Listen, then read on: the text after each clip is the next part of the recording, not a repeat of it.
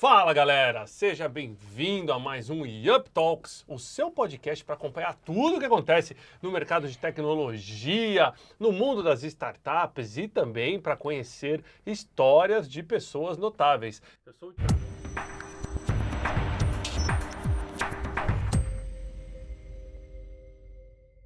Eu sou o Thiago Alves, host aqui do Yup Talks, trazendo sempre nesses episódios muito conteúdo para vocês. Estou aqui com o meu co-host e CEO da Yup Chat, que oferece aqui o Yup Talks, Douglas Torres. Seja bem-vindo, Douglas. Muito obrigado, Thiago. Olá, mídia. E hoje teremos, gente, um bate-papo muito especial, pois, afinal de contas, é sobre um tema quentíssimo que todo mundo gosta, é a nossa realidade no momento. Você já parou para perceber a quantidade de pessoas que nós seguimos hoje nas mídias sociais, que influenciam as nossas escolhas, a nossa vida, as nossas compras, as tomadas de decisões, né? Essas pessoas que são os criadores de conteúdo, os famosos, né, donos da nossa atenção nos dias de hoje, tem toda uma economia em torno disso, que é a Creators Economy.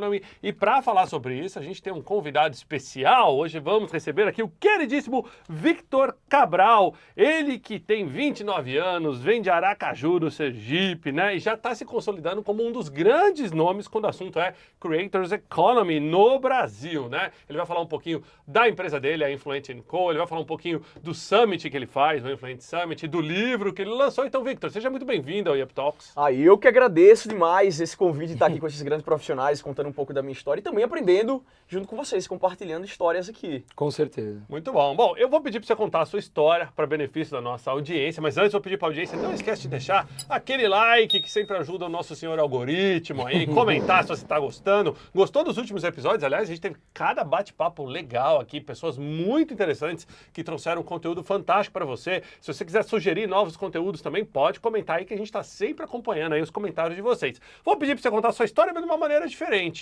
Hoje a gente está falando da economia da atenção, né? Tá todo mundo disputando, né, quanto tempo eu fico no celular e tudo mais. Se tivesse que roubar a atenção da nossa audiência ali por 2 minutos e falar assim, quem é o Victor? Como é que você faria? Então, eu perfurava poços de petróleo. Essa é a questão. Rapaz! Esse é diferente, Que hein? mudança radical, hein? Eu tenho 29 anos, mas com 19 anos eu cursei engenharia de petróleo na Faculdade Federal. E durante a faculdade de engenharia, eu me envolvi em diversos projetos. Talvez isso seja o grande ponto hoje em dia, a grande bagagem que eu traga, porque eu trabalho hoje no ramo de marketing, mas comecei na área de petróleo, fazendo pesquisas na área de biodiesel, criando produtos também, liderando movimentos. Então, hoje, talvez a visão analítica que eu tenha vai muito da questão da engenharia que eu fiz lá atrás. E desde então, eu liderei movimentos, também liderei movimentos do Flávio Augusto, trabalhei com equipes de vendas, montei várias agências de vários ramos, de lançamento, de tráfego e de mídia, out of home também. Então, a minha visão de marketing hoje, ela vaga por vários âmbitos, vários caminhos, que não é simplesmente, eu trabalho hoje com Marketing Influence Create Economy, mas eu consigo trazer a essência de outros ambientes, outras áreas do marketing, que isso agrega muito no que eu faço hoje, a trazer uma mente criativa e olhando várias inovações que estão acontecendo no mercado, percepções que o pessoal não está vendo, porque também existe o ponto que ver é diferente de enxergar. Muita gente vê, mas enxergar a questão de forma diferente, trazer uma solução diferente, só repertório e vivência de mundo te dá uma visão para poder enxergar e não somente ver. Bom, é uma história, com certeza, bacana de estar numa área técnica e migrar para uma área que é super atual e que também não deixa de ser técnica, né? Quando a gente fala de métricas e tudo, de marketing e tal. Eu estava lendo aqui na sua biografia, aliás, até peço perdão para nosso... Eu sempre leio a biografia, mas é um pergaminho a biografia desse rapaz. Aqui eu falei, é melhor ele contar para vocês. Mas você saiu da faculdade para mergulhar de cabeça nesse empreendedorismo, né? Exatamente. Como é que foi ali a repercussão dos amigos, da família? Ninguém te chamou de doido, não? Olha, eu escrevi, eu tenho até hoje uma carta escrita por mim na aula de mecânica dos fluidos. É muito clara essa cena para mim até hoje. MacFlu, cansei de fazer. MacFlu lá, com um professor que torrou, e vou até falar o nome dele aqui, ó, que foi ele, um dos causadores de fazer eu desistir. Mas, de ter essa frustração, a ver que eu estava indo para um caminho que não trazia muita a paixão do que eu queria. Então, quando eu decidi largar a faculdade, foi algo realmente que eu remoí muito na cabeça e escrevi uma carta para mim. Escrevi uma carta para mim dizendo como ia ser minha vida. Peguei, fechei o caderno e nunca mais voltei. Nisso foram onde começaram vários desafios. Porque eu vim de uma família classe média, média, nunca tive mesada, digamos, uma família tradicional de margarina, só que meus pais não tinham condições de pagar grandes coisas, mas sempre pagavam meus estudos. Passei na faculdade federal, estudei muito, e nisso foi uma quebra de padrão para minha família, para meus amigos, para todo mundo que estava na época, porque na faculdade eu não simplesmente estava ali para estudar. Eu criei a primeira empresa junto do meu curso, com outros alunos, liderava movimentos nacionais e internacionais em outros estados também. Então, eu fiz a revolução dentro da própria faculdade. E nisso eu disse, eu quero empreender, eu quero liderar movimentos. E aí, a partir disso, quando eu fechei aquele caderno, eu disse, agora começou. O game agora começou e eu vou ter que ter estômago para aguentar. Porque talvez não seja do dia para a noite que aconteça. E não foi do dia para a noite que aconteceu. Então, lidar com expectativas quebradas e frustradas de outras pessoas, de familiares, de amigos, críticas, pessoas dizendo que vai dar errado, é muito difícil. A gente tem uma visão romantizada de muitos coaches que dizem, você tem que fazer o que você quer. Cara, mas cada um tem uma realidade diferente.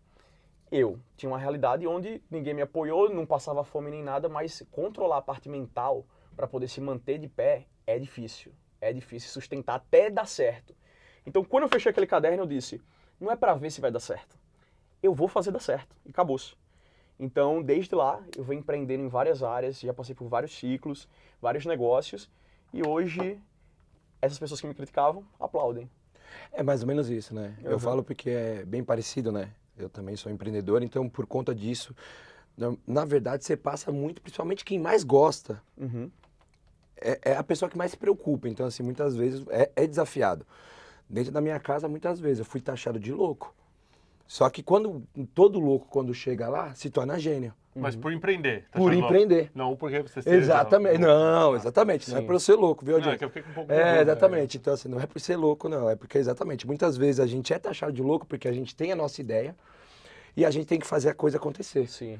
Então, só que quando a gente alcança aquilo ali, a própria família depois, ela vem também com outro propósito e até pede desculpa e tudo mais. Exatamente por quê? Porque ela quer o bem da gente, né? Mas de uma forma diferente, de uma forma tradicional. Uma forma CLT, né? E outra questão é muito o seguinte, é muito pregado às vezes na internet sobre o você... vai lá que você consegue, dá o seu máximo que você consegue, dá o seu melhor, aquela injeção de motivação. Mas hoje, com 29 anos, eu olho para trás, eu já passei por vários negócios, já quebrei várias vezes, negócios com valores gigantes.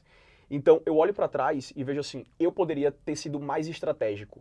Então, a juventude, com os 20 anos, você tem o ímpeto de bater no peito e dizer, eu sou bom, eu vou fazer acontecer custo que custar. E isso me trouxe até aqui. Só que eu criei uma trajetória um pouco sofrida, mentalmente e ao meu redor, porque eu bati no peito. Eu vou fazer acontecer, vou fazer dar certo. Só que empreender requer uma maturidade. Então, cada um vem de uma base familiar, de uma história diferente. Então, não tem simplesmente como você dar uma injeção numa pessoa e falar, vai lá que você consegue. Você não consegue. Chegou uma menina no meu evento e disse assim, Vitor, eu tô perdida, eu preciso que você me dê uma luz, me dê uma palavra de motivação. Aí eu tava corrido no evento, mas eu peguei essa menina, sentei e disse assim, o que é que você ganha hoje? Qual é o seu salário hoje? Como é que você faz? Eu quero largar tudo pra fazer não sei o quê. Mas você tem que sustentar sua mãe, você tem que sustentar outras pessoas. Às vezes pode não dar certo no primeiro ano. Eu sei que eu aguentei muita coisa, mas eu não sei como é a sua cabeça. Então não é só o injeção de motivação que traz muita internet, muitos coaches. Vai lá que você consegue. Cara, precisa de uma estratégia. Então, hoje eu olho para trás e vejo que eu consigo montar estratégias em negócios e em carreiras de pessoas baseado em muita coisa que eu vivi. E tendo mais maturidade para ver aquele ímpeto de 20 anos me trouxe até aqui, a grande força, o queimou no coração de eu vou ser diferente, mas hoje eu olho para trás e digo assim, eu poderia ter feito de forma diferente. Essa estratégia, essa relação com essa pessoa, a relação com meus pais, eu poderia ter feito diferente, porque foi um desgaste muito grande também eu enfrentar eles. Só que a gente não tem isso quando tem 20 anos. E aí eu comecei a ser chamado para palestrar em escolas e faculdades. Porque eu ia lá e falava pro jovem a real, beleza, 20 aninhos, você quer dominar o mundo, mas você tem que montar uma estratégia, papai. Não é simplesmente só porque você se acha bom que vai dar certo. É muita coisa que vai acontecer nessa jornada. É muita coisa. Então, eu acho que trazer essa visão mais analítica e sensata, eu não vejo nenhum jovem de 20 e poucos anos, 27, 28, 29, 30, falando. Eu vejo a internet muito com fórmulas prontas, que é o que as pessoas querem, fórmulas prontas e também injeção de motivação. Mas falar, vamos sentar aqui, vamos analisar o seu contexto. Quando você diz estratégia, é um pouco da própria maturidade. Quando a gente é adolescente, a gente tem um excesso de energia, mas falta um pouco dessa maturidade. Sim. Mas a gente tem um excesso de energia. Então o que acontece? Muitas vezes quando você quebra, você está pronto, porque eu também quebrei algumas vezes. Mas você está pronto para reconstruir. Hoje você, estando numa zona um pouco mais confortável, você já quer pensar o quê? Pô, eu não quero quebrar. Sim. Então, exatamente, a maturidade, ela acompanha exatamente essa estratégia que você comentou. Isso é importantíssimo. Tem uma coisa também, não é à toa que o Monte Everest está cheio de corpo de gente que foi buscar ali, Exatamente. a última milha, super motivados e Exato. tudo mais, né? Eu sei que é uma referência bem Mas é isso mesmo. fora do contexto, mas a verdade é que nem todo mundo está pronto para isso. Muita gente quer, ela almeja aquela grande conquista, mas talvez ela não está pronta para aquilo. Ela não se preparou corretamente, ela não avaliou todos os riscos daquela grande conquista. E eu acho que hoje a internet, e aí já revertendo na pergunta, no que você ligou o modo Zuckerberg aí, largou faculdade para empreender e tudo mais, você já foi de cara para Creators Economy ou não? Como é que isso apareceu na tua vida? Então, apareceu da seguinte forma. Na faculdade, não teve o Snapchat? Eu era famosinho no Snap. E eu sempre gostei. Sabe esses vídeos que é casal que tem hoje? Eu fazia muito do Dub Smash lá com 19 anos. Então, eu lidava já, como essa galera toda começou, o Whindersson Nunes e todos os outros, eu também fazia vídeo. Eu fazia vídeo, só que eu vivia realmente num limiar, que eu acho que é o que muitos creators têm hoje, entre ser um cara sério e ser um cara engraçado. Em ser um cara autêntico, então eu perdi muito minha autenticidade lá atrás, no sentido de saber para onde eu ia, mas sempre tudo funcionava. As pessoas realmente me davam relevância, mesmo sendo autêntico, e aí eu me perdia. Não, eu tenho que ser mais assim, mais assado.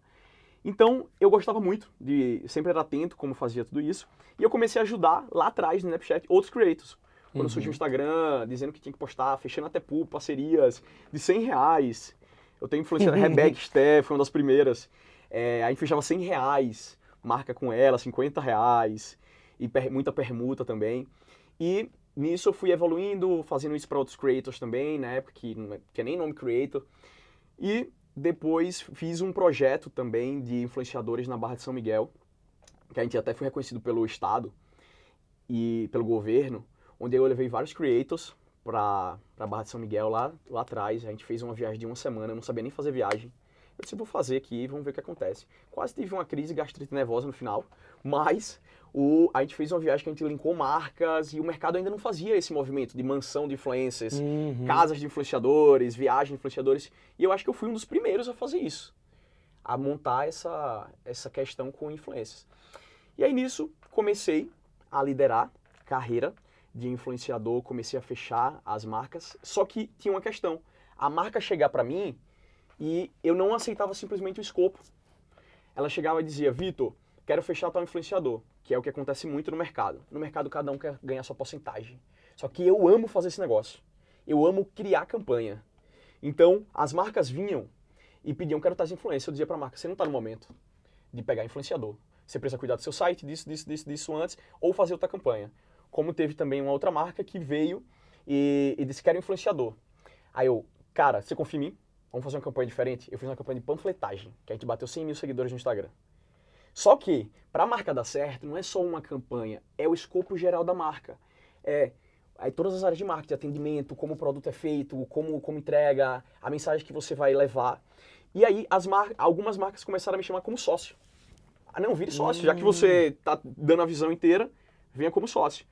Então, isso foi evoluindo para cuidar de carreiras, cuidar de marcas também. Então, hoje cheguei em um momento onde eu tenho muita visão, eu pesquiso todo dia, eu leio muito sobre isso e entendo de gente. Entender de gente talvez seja o ponto principal, que é mais difícil você encontrar no mercado do que pegar um currículo. Entender de gente é o grande diferencial. E nisso veio o pós, que foi o Summit, que a gente montou a primeira edição esse ano, que foi para, acho que 1.200 pessoas. Várias marcas grandes entraram, Hellmann's, GWM, Unilever, Red Bull. E depois a gente foi para a segunda edição esse ano, que foi agora em setembro, que a gente botou mais ou menos 10 mil pessoas lá dentro do São Paulo Expo. E aí a gente criou esse evento chamado Influent Summit, onde o intuito é profissionalizar a Create Economy, trazendo todas as áreas. Esse daí, ele aconteceu com outro evento. Teve outro evento acontecendo simultâneo também. E aí aconteceu no mesmo espaço no Center Norte, no São Paulo Expo. Quando você cria um evento para trazer influenciadores, né? Você está basicamente criando um super evento ali de networking, de profissionalização desse mercado e dando, digamos assim, as caras do mercado e tocando a bateria ali, o drum bass, né? Marcando o passo desse mercado. Os eventos causam muito isso, né? Sim. A repercussão deve ter sido gigantesca. Porque se influencer gosta de postar, tô falando, né? E tô dando um tiro no pé aqui, não vai postar. Esse influencer gosta de postar, tá ali para representar uma marca, ou tá ali para se mostrar conhecido. Esses eventos aí ganharam muita notoriedade. Muita notoriedade, muita. A base do evento é realmente como a gente traz essa questão de agências estão com algumas agências estão com uma linguagem, outras estão com outras, pessoas tá muito bagunçado. Eu que recebo muita campanha de marketing de marcas grandes e até internacionais, chega a marca na minha mão, e ela pede um escopo, ou pede para fazer algo que eu digo, cara, não vai funcionar. Já chegou marca, eu disse, não vai funcionar.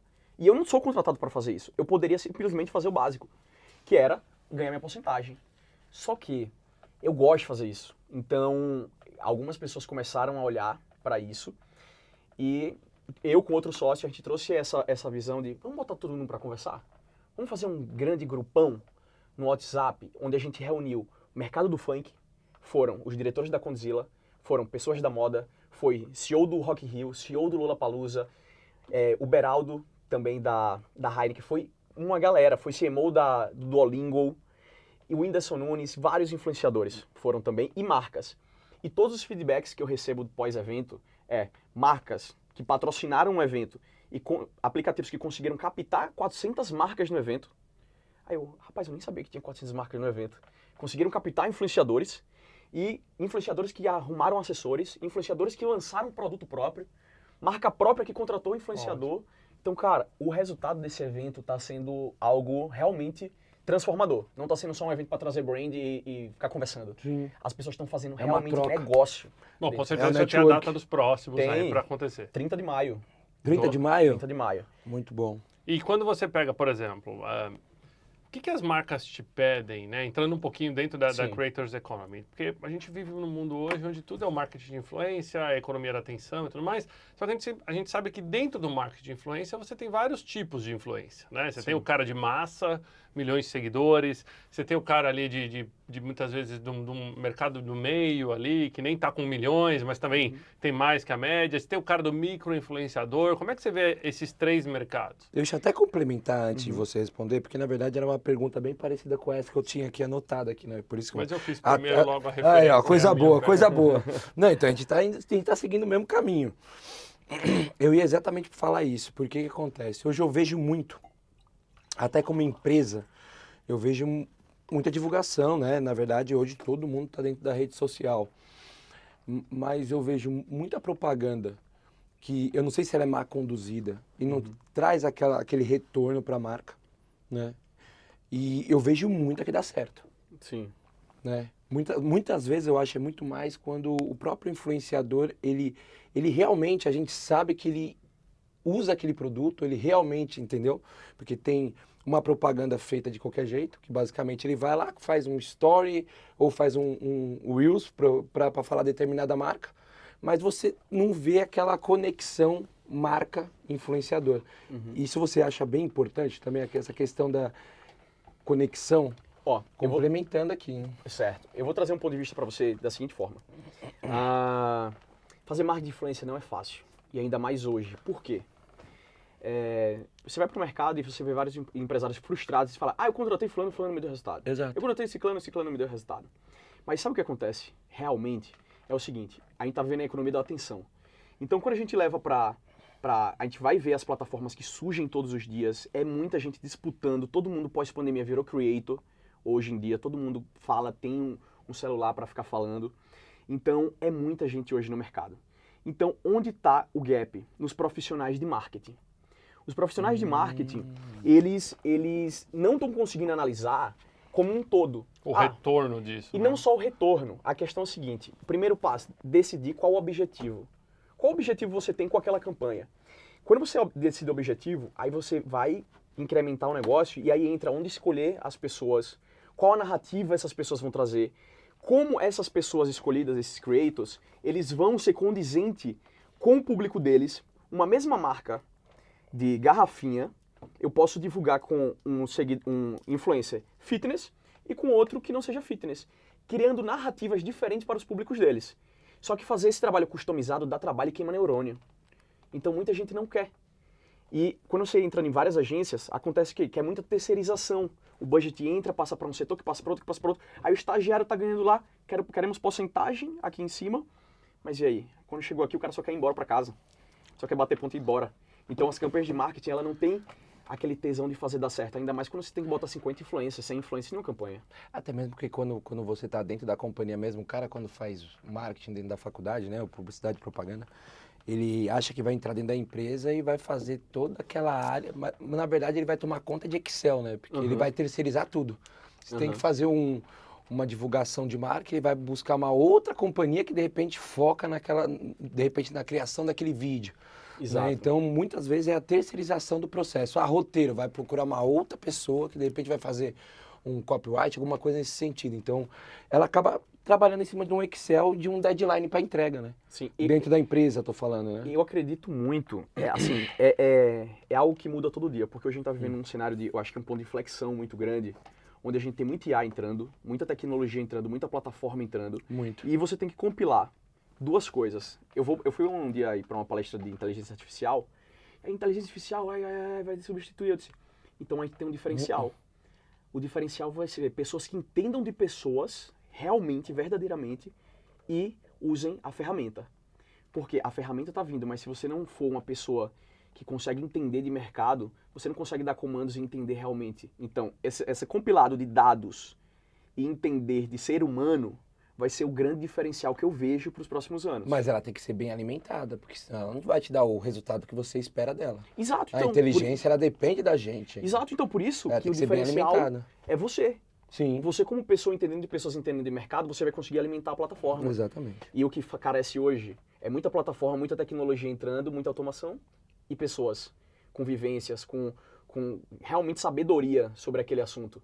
Então, eu vejo que muitas campanhas de marketing de influência erram porque é muito setorizado e quando chega na ponta, não dá match. Não foi feito o objetivo, não foi feito da forma que deveria ser, e aí depois o empresário acaba dizendo, não quero mais contratar porque não dá resultado. Tem uma série que eu assisti, até fica a referência para quem quiser assistir, que é bem legal na Netflix, que chama Machos Alfa. E que tem um episódio, não sei se já tiveram a oportunidade de assistir, que é muito interessante, que uma das personagens, ela vira uma influenciadora da noite por dia, com milhões de seguidores. E aí acaba tendo um evento que desconstrói a carreira dela. E aí ela passa a ser cancelada na internet. E aí ela se reinventa sendo uma influenciadora ao contrário. Ela começa a falar mal de produtos que ela era paga para usar antes. E as marcas passam a pagar para ela para não falar mal mais dos produtos. Sim. Então é engraçado, é uma série de comédia, porque mostra essa reinvenção dos influencers e é de uma maneira meio caricata, lógico, né? Porque afinal de contas é uma série de comédia, mas mostra exatamente como o influenciador ele é para os dois lados, né? Ele é para o lado positivo e ele é para o lado negativo também, Sim, né? Tem muita exato. marca que deixa de atender ou acontece algum erro ali com uma pessoa que é influente e de repente essa pessoa está nas mídias sociais causando um impacto à sua marca, né? Então, eu acredito que lá dentro da agência, né, ou dentro dos seus serviços também, as empresas te buscam para ter essa proteção de marca, né? Para poder também saber que nesse novo mundo a gente tem que tratar a forma como as interações sociais acontecem online de maneira diferente. Estou falando besteira? Não tá falando besteira. E só um adendo, eu não me posiciono como uma agência. O que acontece? Eu comecei a ver que o formato de agência, tanto para creators quanto para as marcas, eles estavam ficando de saco cheio. E estavam todo mundo querendo um trabalho muito mais customizado. Eu delegava muito e as marcas, eu quero você. Beleza, então você vai me pagar mais e você vai ter minha cabeça. Pô, e você vai me pagar para pensar também. Então, eu me posiciono como uma companhia criativa, onde a marca vem e eu mexo em todo o bolo da marca, em toda a receita. Não é simplesmente eu quero uma campanha de marca de influência. Cara, se não der certo, eu vou dizer. Eu não vou ferir o princípio de fazer algo que eu sei que vai dar errado.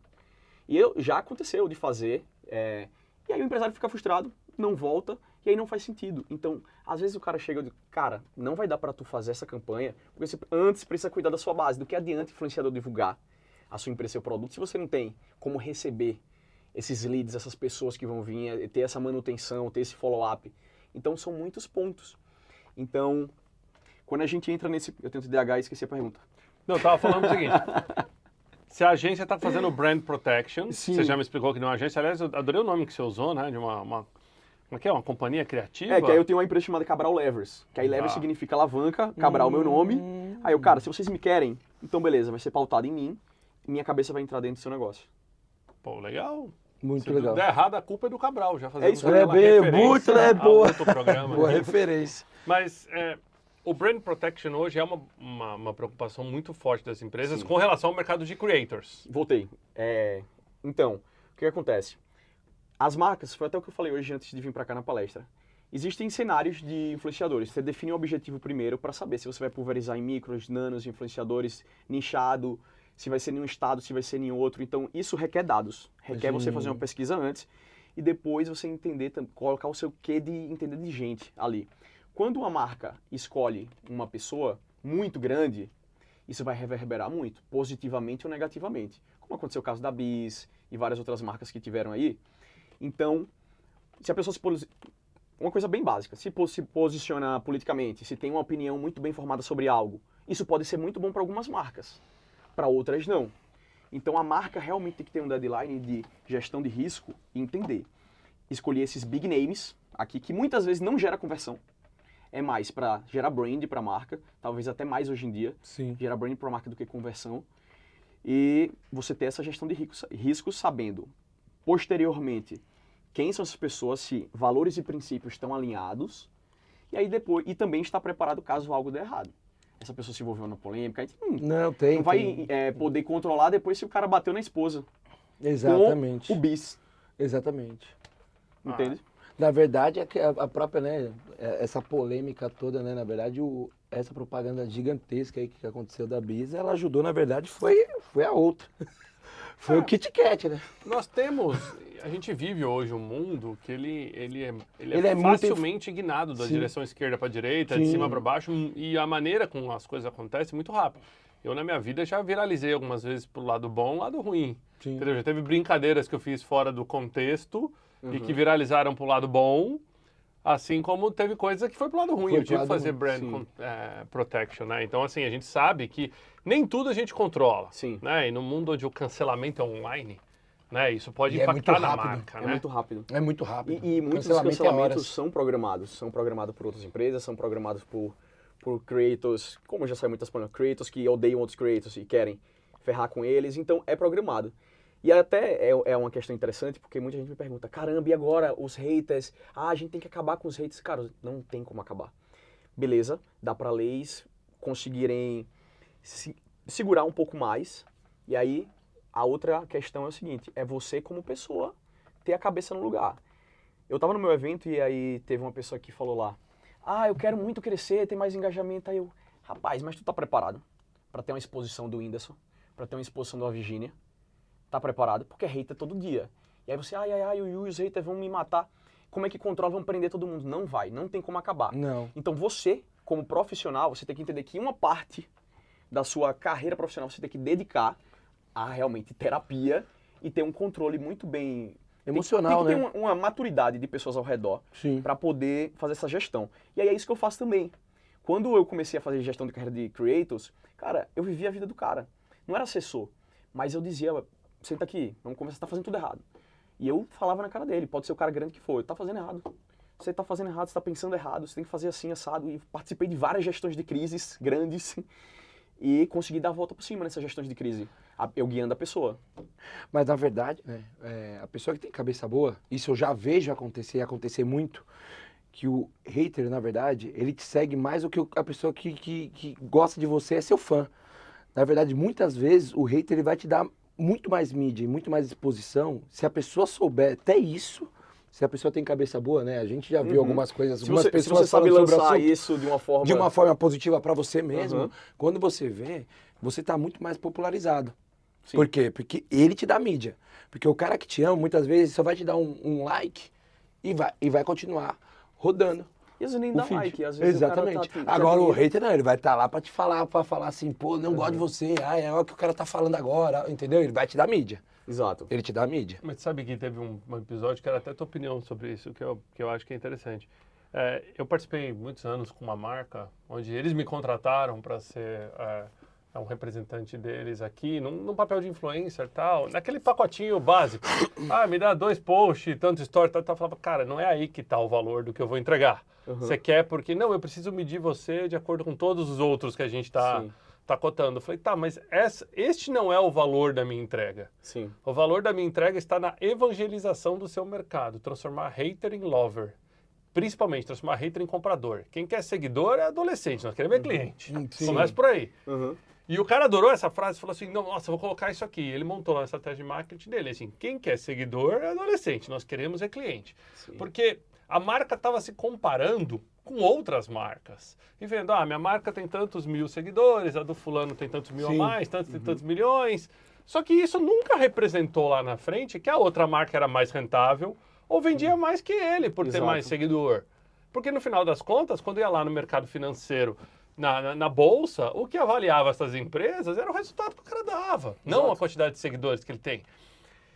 E aí, eu queria que você explorasse um pouquinho sobre isso, entendeu? É possível converter um hater num lover, né? Num cara que vai virar seu cliente lá na frente, ou não? Isso é um público que a gente já perdeu. E como é que você faz, nas marcas que você administra, para trazer toda a estratégia de marketing para efetivamente converter em resultado, não ser um negócio que pare na ação da mídia social? Levantando um ponto, se dá para converter hater em... Eu uso o termo superfã. Em superfãs, é você mostrar que você entende ele. Você mostrar que eu te entendo. Se você começar a colocar um monte de coisa na mesa aqui, Vitor, eu te odeio por conta disso, você fez isso, você baixa seu tom e diz, eu te entendo. E se você pensasse assim junto comigo, eu entendo seu ponto de vista, e se a gente pensasse assim, se você mostrar que você entende ele, você começa a transformar alguns haters em superfãs. Mas às vezes não faz sentido você transformar esses haters. Pode deixar eles lá. Eles lá engajando no seu perfil, mostrando para mais pessoas. Os haters também, quem sabe usar os haters também ajudam. Engaja. Então, você pode querer transformar esses haters, mostrando que entende eles, ou simplesmente deixar eles ali realmente bater. Tem muito influenciador grande, principalmente adaptado com a situação, de produto, que tem um posicionamento claro e bem em extremos, que é claro, ele sabe o que ele tá fazendo. E ele sabe que ele precisa daqueles haters. E ele faz o conteúdo sabendo que vai ter hater. Não, também é porque vai ter o hater, vai ter o superfã, e vai entrar numa discussão ali que vai criar uma mídia gigantesca. O Thiagão do Jornada Top, aliás, um abraço pra ele, ele faz um negócio que eu adoro. Ele provoca o hater no vídeo. Ele vai fazer um vídeo onde ele mostra um negócio no celular, aí ele abre lá o WhatsApp, aí ele deve colocar vários contatos fakes, aí assim, ele vai mostrar, gente, como transformar o seu WhatsApp numa máquina de venda. Aí ele abre o WhatsApp, tá escrito assim, ex, como se as ex estivessem mandando mensagem pra ele. Aí os haters entram, nossa, você tá conversando com a ex. Cara, nessa ele já trouxe um engajamento absurdo na postagem dele. Ou ele força um erro de português, que eu acho muito interessante também, de forma que a galera entra lá e fala, pô, isso aqui não escreve com cedilha, com isso, aquilo. E é interessante, é muito disso, né? Usar a base do hater aí pra você ser um super fã. É porque quando você para pra pensar e você vai pra um nível, sei lá, como é que eu posso dizer, um nível mais sensato sobre a coisa, e você atinge um nível de maturidade, e você vê que ou você deixa esse meio te usar, e você enlouquece, como muita gente, quando estoura rápido, não sabe lidar com a situação, 1 milhão de seguidores do nada, bum, tá ali sendo super falado. Eu até fiz um vídeo sobre isso com a menina do judô que estourou. Ganhou 1 milhão de seguidores. Beatriz Souza. Aí eu disse, e agora? O que é que você vai fazer com esses seguidores? Quem é que vai gerir? E aí vem várias dúvidas na cabeça da pessoa. Quem vai ser meu agente? Assessor? Bota o pai, bota a mãe, procura uma agência, lança produto, lança marca própria. O que é que eu vou falar agora? Como é que eu vou falar? E aí essas pessoas não estão preparadas. O próprio caso do Davi mesmo. Estourou, Big Brother. Quando ele saiu pra mídia... Beatriz, acho que até por conta do casé lá, foi coisa de minutos.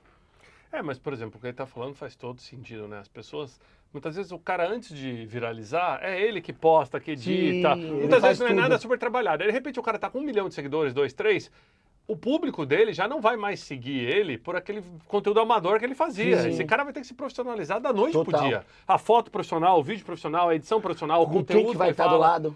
E muitas vezes isso perde a essência que o cara passava lá atrás e que fez com que ele viralizasse. Sim. Exato, e não só, eu acho que mudar o posicionamento relacionado à profissionalização de fazer vídeos diferentes, porque às vezes a pessoa estourou num determinado tipo de vídeo, continua, vai dar certo, mas é o que está por trás, como é que ela vai fechar marcas, quais marcas ela vai atrás, quem vai atrás para ela, qual assessor, qual agência, como é que ela vai fazer. Então, vários influenciadores vêm atrás, influenciador de 5 milhões, 1 milhão, que eu não consigo gerenciar essa galera toda, porque é humanamente impossível que eu faço para poucos fazer para muitos. Sim. Então eu estou vendo um formato com a comunidade que eu estou montando de profissionalizar esses creators e dar esse apoio que eles precisam, que agências não dão, que é conversar sobre como eu lanço em uma plataforma o meu produto de forma técnica, qual CRM eu uso, como é que eu lanço marca própria. Tem um influenciador que veio e perguntou, Vitor, você acha que eu lanço marca própria? Eu, não, acho que não. Você vai lançar o quê? Não faz sentido com o fit que você tem. E outra, lançar marca própria, você tem budget, você tem investimento por trás, seu, a pessoa, não. Você vai entrar com investidor, sociedade. Você sabe como é sociedade de empresa? Quem é seu fornecedor, quem é isso, quem é aquilo? A treta que você vai ter com o seu sócio, quem é o seu jurídico, o seu advogado. Então, cara, é um negócio, é uma empresa. Sim. E nem empreender é pra todo mundo, mas nem todo mundo é pra empreender. Então as pessoas veem, Virginia, boom, estourou num produto. Então é só eu pegar qualquer coisa e criar e botar na internet que todo mundo vai comprar. E a treta com o seu sócio? E a treta com o jurídico? E se você fez como a Mascavo, que lançou cores que precisavam lançar e não lançou? Então, é muita coisa. É uma empresa. Então, creators são marcas, marcas são creators. Quanto que ela demorou para evoluir a própria Boca Rosa? Uhum. Quantos erros que ela cometeu para depois ela se tornar o que ela se tornou? Tem tudo isso. Exatamente. Então, quando você vai muito no assunto de entender o que fazer quando o cara estoura, é o que muita gente não sabe que caminho seguir. E é muita gente estourando do dia pra noite. É muita gente tendo... Em São Paulo mesmo, tem influenciador de fora que vem pra cá com 1 milhão de seguidores. Aí, caramba, eu tenho 1 milhão de seguidores. Aí, você é grande na sua cidade. Você é grande no seu interior. Se você vem pra São Paulo, rapaz, você chuta uma árvore e cai 1000 da árvore. Entende? Então, e cada vez mais, até no seu próprio interior, já tem mais influência do que pé de goiaba ali. Para a gente explorar outros pontos também, por exemplo, todo mundo explora Instagram. Uhum. Né? Os produtos da Meta, digamos assim, mas Instagram, principalmente hoje em dia, o mundo do creator gira muito em torno disso. Mas e as outras... E TikTok, né? Uhum. E as outras mídias, né? Eu, por exemplo, exploro LinkedIn, você sabe? Sim. Entendeu? Um oceano azul. Exatamente. Porque, ali está um oceano azul. Tudo bem, meu mercado, né? Se leva, onde os executivos estão. Muitas vezes os executivos não estão muito expostos em outras mídias sociais. Sim. E eles preferem focar ali onde ele controla a audiência. Por exemplo, o Reclame Aqui do meu negócio é no meu LinkedIn. O cliente entra lá e me encontra, me manda uma mensagem e eu faço questão de alguém pegar e responder todas as mensagens que eu recebo no inbox do LinkedIn. Sim. Porque ali é o meu ponto de contato com o cliente. Muitas vezes o cliente que eu não encontro no dia a dia. Sim. E como é que você acha que estão as plataformas hoje? O Instagram, com certeza, e o TikTok facilitam a vida do influencer. E as outras? Cara, eu gosto muito desse assunto, porque é o que eu trago muito baseado em uma fala que eu tinha lá atrás, quando eu estava no petróleo, que era, dados é o novo petróleo. Mas, na verdade, hoje, comunidade é o novo petróleo. O que está acontecendo, basicamente, é o seguinte, novas plataformas surgem todos os dias. Lá em 1990, basicamente, quando surgiu a internet, a gente traz a trajetória onde o sentido da internet era democratizar o poder na mão das pessoas. Mas o poder ficou na mão das grandes plataformas. E o Meta, Google, e ficou ali, na mão das grandes plataformas. E as grandes plataformas que direcionavam que os criadores tinham que fazer. E pouquíssimas pessoas pensavam que ia virar isso tudo hoje.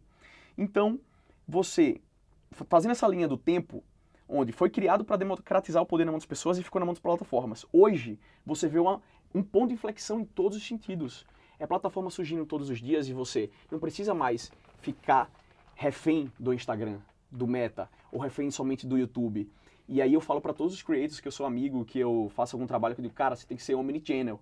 Você tem que ter vários canais, porque se acontecer como o X, que, beleza, bloqueou, e agora? Você tá 100% lá nem... Você está sendo funcionário de uma plataforma, de uma empresa. Uma coisa única. Mas você deixa de ser funcionário de uma plataforma quando você monta uma comunidade de pessoas. E essa comunidade você leva para onde você quiser.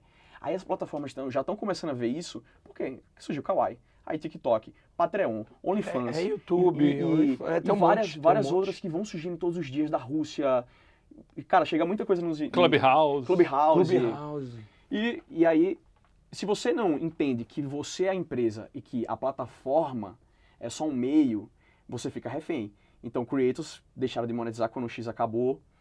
Quando acontece um bug no Instagram, a gente entra em mega desespero. Então, você entender que existem outras plataformas e que você tem que ter uma voz ativa sobre um grupo de pessoas, uma manada... Dentro de todo o processo. Você consegue direcionar elas para onde quiser, para a venda de produto. E esse é o caminho que as marcas estão começando a olhar agora. Que é, eu não vou mais contratar por engajamento. Não é engajamento somente. É se o cara tem uma voz ativa sobre a base dele. Se ele tem uma voz ativa... Eu já fiz trabalho com um influenciador de 100 mil... que gerou um resultado absurdo, porque ele tem uma voz ativa e um influenciador de 10 que não fez. Por quê? Não tem uma voz ativa sobre aquelas pessoas que estão ali. E aí ele tem canal no Telegram, tem TikTok, tem Kawaii, e faz diversas plataformas. E aí se você lidar esse trabalho como um trabalho, como um negócio, aí você fica milionário. Mas se você um passatempo ver se vai dar certo, uma hora você pode hypar, depois cai. E é o que você mais vê. É influenciador, boom, do nada, bum, fica refém cai. de uma plataforma. E não só pela plataforma, mas porque estourou e depois saturou e não se reinventou e não fez novas coisas. Porque também as pessoas enjoam de você. Quantas pessoas você seguia lá 10 anos atrás, 8 anos atrás, que você não segue mais? Que não é mais referência para você. Sim. Os valores das pessoas mudam sobre você. E até o seu próprio valor pode mudar. Pode. Que eu acho que é um grande conflito de vários influenciadores. Até eu vi um podcast que um pastor falou assim: Whindersson, seus seguidores te seguem porque você fez isso e isso lá atrás. Só que eu lido com o influenciador, com o psicológico deles, conversando com eles. Rapaz, tem cara que tem hoje 33 anos, 34 anos, que estourou com 23, fazendo uma determinada quantidade de vídeos, que ele não se vê mais fazendo aquilo. Ele não é mais aquela pessoa. E aí imagine ele também lidar com isso. De ter que suprir expectativa de pessoas, mas, cara, eu não sou mais essa pessoa. Eu mudei. É o próprio Whindersson, ele passou por uma grande mudança. Então, o cara também, o próprio Whindersson, ele tem que ter influenciadores grandes, qualquer que seja. Precisa ter a consciência de saber quem é, primeiramente, para não deixar a opinião dos haters e de pessoas que se frustraram com quem você tem que ser, liderem o seu caminho, o que você tem que fazer. Aí você começa a fazer coisas porque os outros querem, simplesmente porque os outros querem, que você odeia. E aí você entra em depressão, você não sabe o que fazer. E aí acontece, aí mandadas de influenciadores. Você sabe que eu tive uma experiência recentemente, que foi bem interessante. Eu fiquei 4 anos representando uma marca automotiva no Brasil, fazendo essa parte de mobilidade sustentável com carros elétricos. Eu dirijo carro elétrico há 9 anos, então desde quando chegou o carro elétrico no Brasil. E sempre fiz esse trabalho sobre postar sobre carro elétrico, mobilidade sustentável, tá, olha, é possível viajar o Brasil inteiro, você sabe, você me acompanha, tá bom. E esses dias eu encontrei um rapaz numa reunião de negócio, eu falei, pô, Thiago, eu te sigo no LinkedIn, nossa, achei tão legal, você sabia que eu tenho um carro elétrico, eu tenho um BYD por sua causa? Eu peguei e falei, pô, cara, legal, mas eu fazia o trabalho com a Audi. Ele falou, não, eu sei, mas você falava tanto de carro elétrico que me despertou ir atrás do carro elétrico. Sim.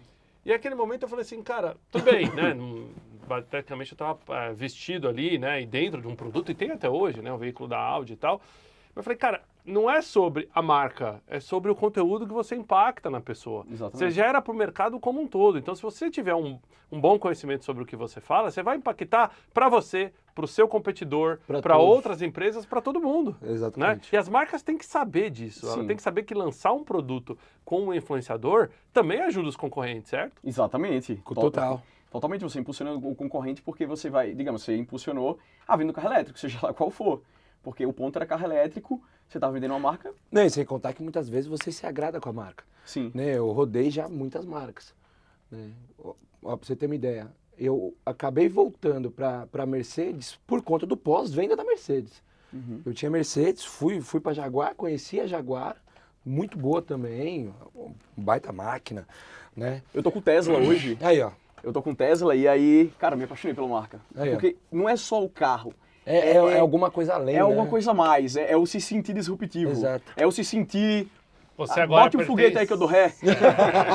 Isso tem um Mais ou nome. menos isso. Isso é tribalização do consumo. Você faz parte agora de uma tribo. Sim. Entendeu? Você comprou um Tesla, você tá ali, pô, tô no Tesla. Você já se identifica com qualquer outro proprietário Sim. de Tesla. Sim. Quando o assunto for algo voltado à sustentabilidade e tudo mais. Não, e Então, você vira, sabe o quê? Um vendedor da marca. Evangelista. É um evangelista da marca.